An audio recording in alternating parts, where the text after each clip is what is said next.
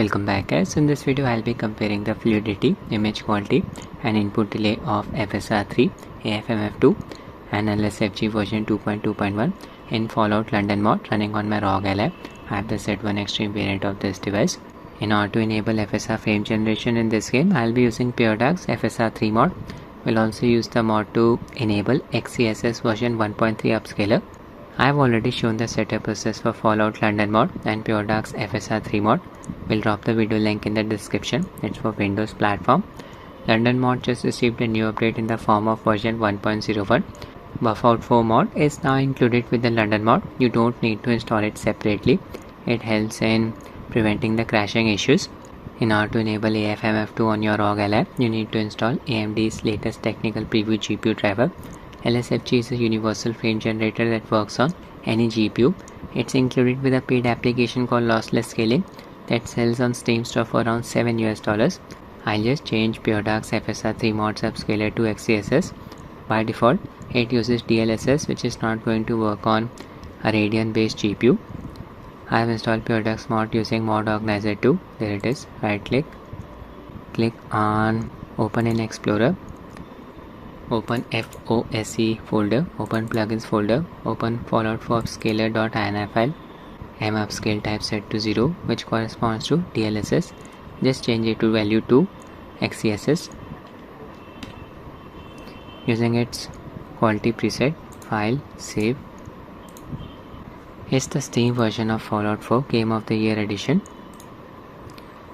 In order to launch the game, just execute FOSE underscore loader.txt file. Don't run the game from Steam.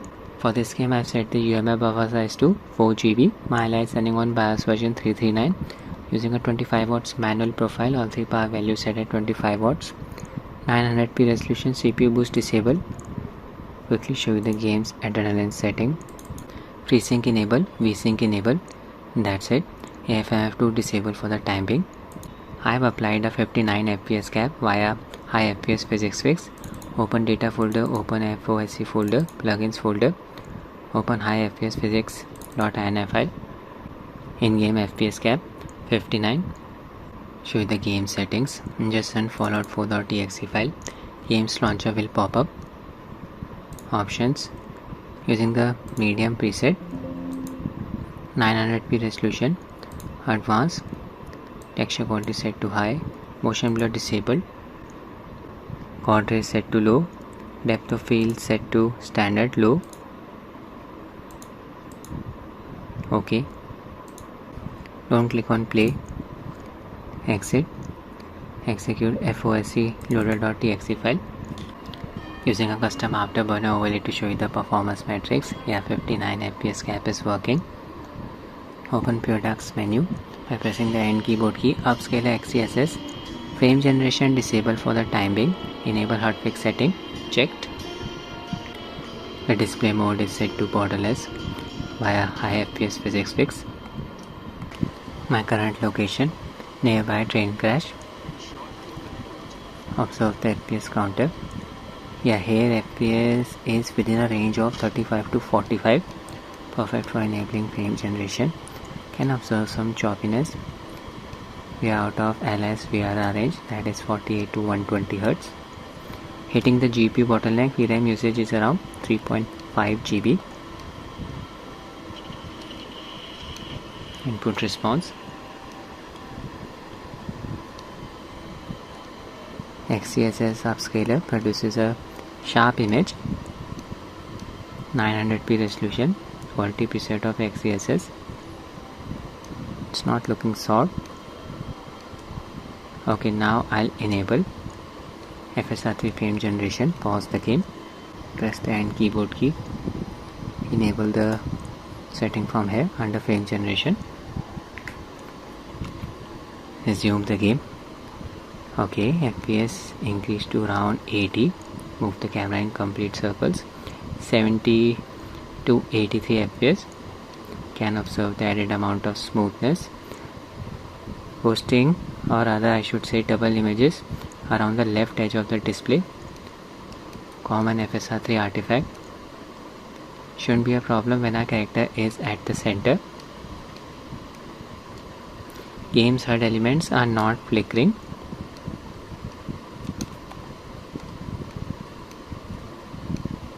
I'll just switch to the first person mode, moving the camera in complete circles. Yeah, you can see the double images around the right edge of the display now.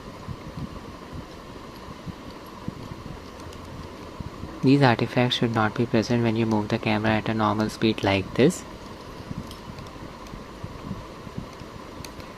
So good performance gains with FSR 3. Input delay is not a problem, as you can see.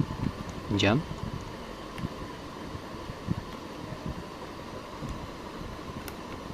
Crouch by pressing the right stick.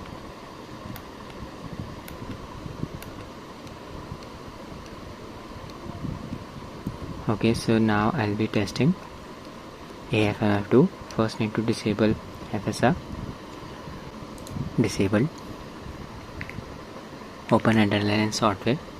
Games adrenaline profile. VSync set to off unless application specifies.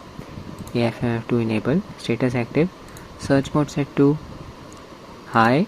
This will prevent frame generation from getting disabled during fast visual motion. Performance mode set to quality.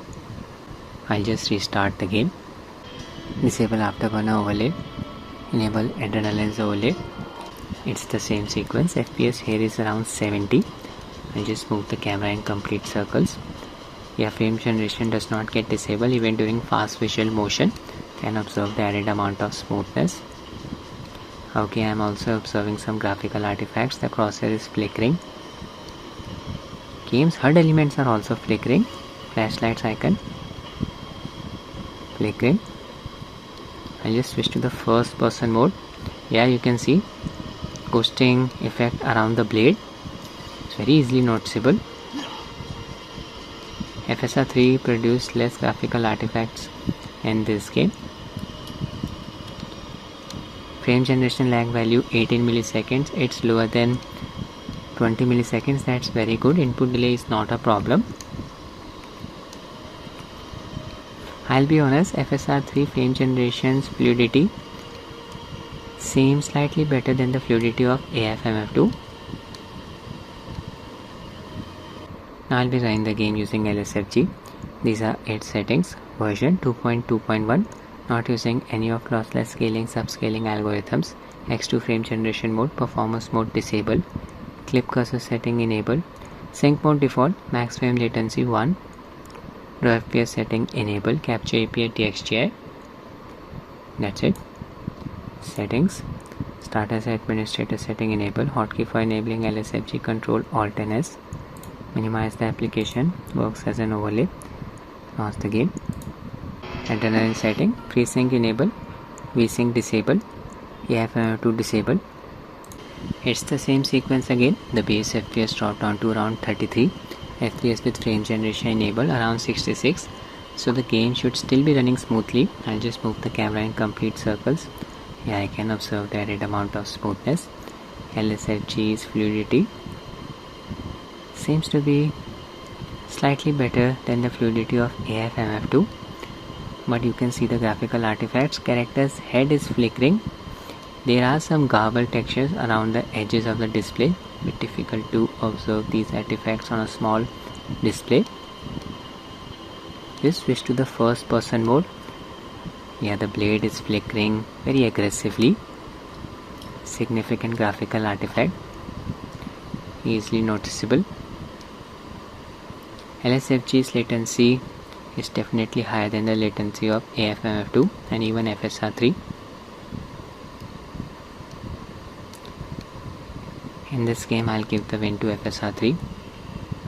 Didn't produce any significant graphical artifacts. Input delay was not a problem, and it had the best fluidity.